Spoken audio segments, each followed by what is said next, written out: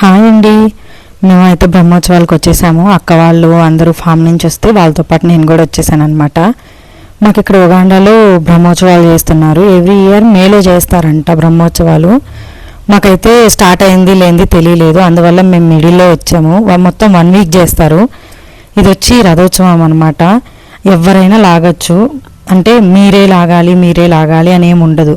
మేము వెళ్ళి మేము లాగుతామంటే వాళ్ళని కూడా లాగనిస్తారు, ఇబ్బంది ఏం లేదు. మాతో పాటు మావాడు కూడా రథం లాగాడనమాట.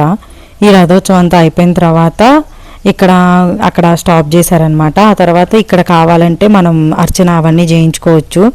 ఇదంతా అయిపోయిన తర్వాత లోపలికి వెళ్ళేసి దర్శనం చేసుకొని ప్రసాదాలు తీసుకున్నాము. ఈ ప్రసాదాల తర్వాత అన్నదానం కూడా జరుగుతుంటే అక్కడికి కూడా వెళ్ళేసి భోజనాలు తినేసాము. ఫుల్ వీడియో లింక్ కావాలంటే నేను కింద లింక్ పెడతాను, తప్పకుండా చూడండి.